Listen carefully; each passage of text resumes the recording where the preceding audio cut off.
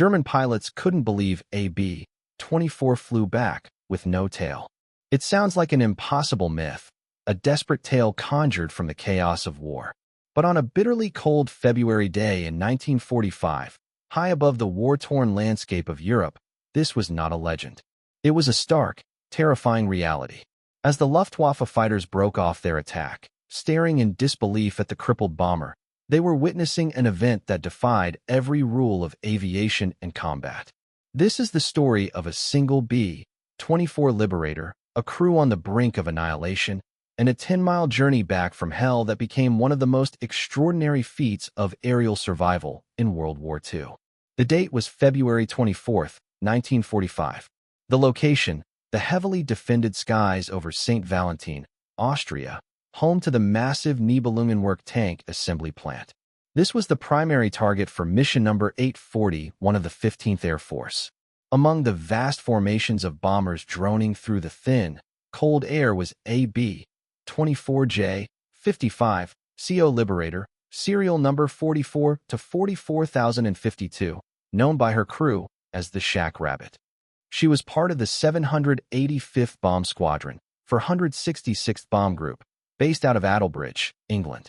At her controls was First Lieutenant Robert Bob K. MacDonald, a 22-year-old pilot from Seattle, Washington. His co-pilot was Second Lieutenant George L. Abrams. Alongside them flew a crew of 8 other men, each a specialist: navigators, bombardiers, engineers, and gunners. They were young men, seasoned by war, but not hardened to its horrors. The strategic situation was critical.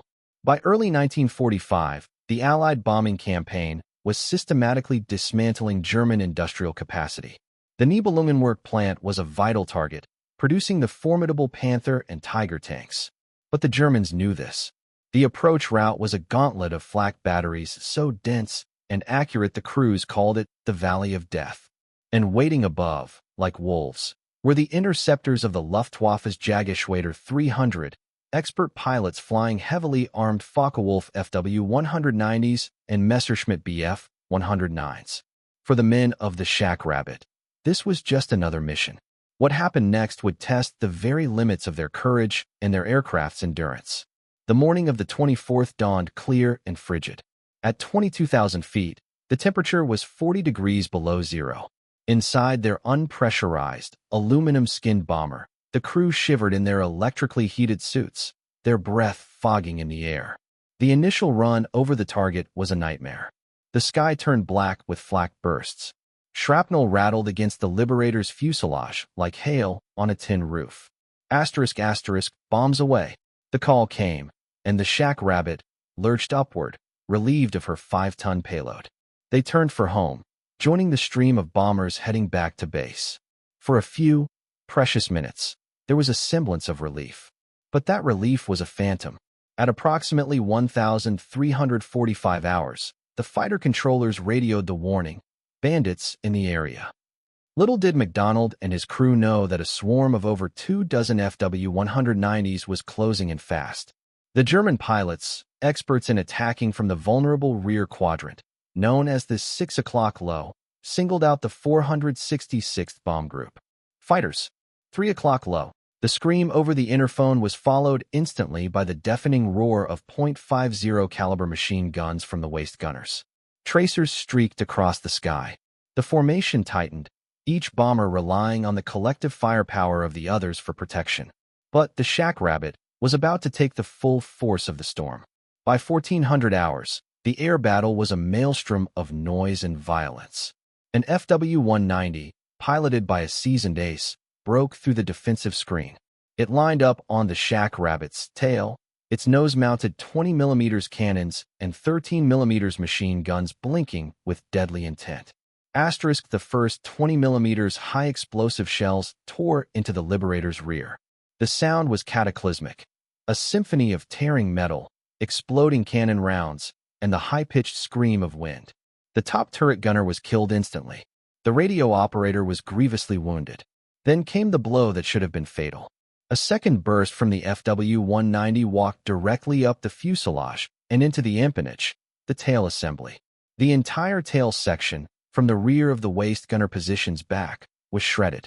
The left horizontal stabilizer and elevator were completely blown away. The right stabilizer was a mangled skeleton of metal.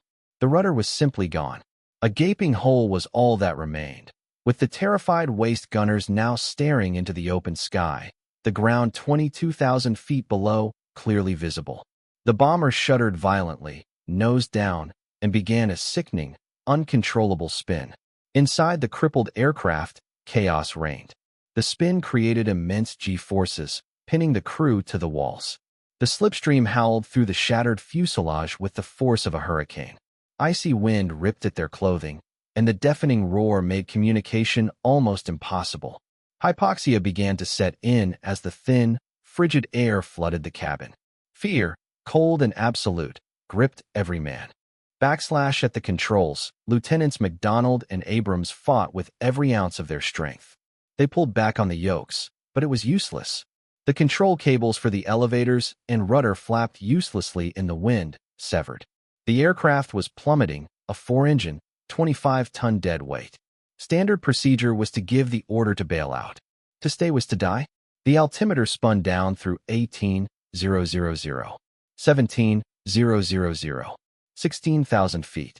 They had less than a minute before the Liberator would impact the ground or break apart. But for the waist gunners, Staff Sergeant Ralph Burdell Burbank and Staff Sergeant James R. Ryan, bailing out was nearly impossible. The centrifugal force of the spin held them captive in their shattered compartment. To jump was to be slammed into the tail boom, a certain death. For the wounded radio operator, Technical Sergeant Joseph G. Kaselika, it was an impossibility. They were trapped. *** in the cockpit, Bob MacDonald faced an impossible choice. Abandon his crew to almost certain death, or attempt the utterly unthinkable. No bomber had ever lost its entire tail and survived. It was a fundamental aerodynamic truth. Without a tail, an aircraft cannot fly. It was a death sentence for all aboard. The ground of Austria rushed up to meet them. This was the absolute crisis, the moment where hope was all but extinguished. Then, in that maelstrom of noise and despair, a flicker of hope. As the bomber fell through 15,000 feet, MacDonald, with Abrams fighting alongside him, made a decision that would become legendary. He would not give the order to abandon ship. He would not leave his men behind. He shouted over the interphone, a voice cutting through the chaos. "We're going to try to fly her." The turning point was not a single action, but a series of desperate, calculated maneuvers born of sheer determination. MacDonald realized that while the primary controls were gone, they still had the ailerons on the wings and, crucially, the 4 powerful Pratt & Whitney R-1830 twin Wasp engines. Increase power on engines 3 and 4. Cut power on 1 and 2. By manipulating the throttle settings asymmetrically, they could induce yaw, a crude substitute for a missing rudder. They shoved the control yokes forward, counterintuitively, to build up airspeed. The increased airflow over the mangled remnants of the tail provided a minuscule amount of stability. Miraculously, the violent spin began to slow. The nose gradually, agonizingly, began to rise. Using a delicate, terrifying balance of asymmetric thrust and aileron input, MacDonald and Abrams managed to stabilize the aircraft into a shallow, wobbling descent. They were flying. Or, more accurately, they were falling with style. But they were flying level. ***, the immediate crisis was averted, but their ordeal was far from over. They were still deep in enemy territory, losing altitude, and a massive, slow-moving target. The German fighters, seeing the mortally wounded bomber continue to fly, were astounded. Some, low on ammunition and fuel, broke off, convinced the Liberator was finished. Others made additional passes, but the sheer improbability of what they were seeing may have saved the Shack Rabbit from further sustained attack. They simply could not believe a B-24 could fly with no tail. For the next hour and a half, MacDonald and his co-pilot performed a continuous, exhausting ballet at the throttles and controls. They could not turn. They could only fly a slow, descending straight line. The navigator, Second Lieutenant John B. Stinson, recalculated their course. Their only hope was to reach the Allied lines in Yugoslavia, held by Tito's partisans, nearly 100 miles away. Flying at just over 120 miles per hour, often at an altitude of barely 100 feet to stay below German radar. They weaved through valleys and over hills. Every minute was a battle against physics and fatigue. Finally, they spotted a makeshift airfield near the town of Zanoga, Croatia. With no flaps, no rudder, and minimal elevator control, MacDonald had to make a high-speed, power-on landing. He expertly feathered the engines at the last possible second. The landing was a controlled crash. The Shack Rabbit slammed onto the rough field, skidded violently, and ground to a halt in a cloud of dust and debris. For a moment, there was silence. Then, the crew, shaken but alive, began to evacuate, helping their wounded comrades. They had done it. Against impossible odds, they had brought their ship home. The cost was high. 1 man killed, 2 seriously wounded. The aircraft was a total loss. But 9 men, who should have died that day, lived. For their extraordinary heroism and airmanship, First Lieutenant Robert K. MacDonald was awarded the Distinguished Service Cross. The other crew members, including co-pilot George Abrams and navigator John Stinson, received Silver Stars and Distinguished Flying Crosses. The story of the Shack Rabbit became a legend within the 15th Air Force, a testament to the skill of her pilots and the rugged durability of the B-24 Liberator. It was a victory not of bombs dropped, but of lives saved. This was just one of countless untold stories from the Second World War. Subscribe to this channel as we continue to bring these forgotten chapters of history back to life.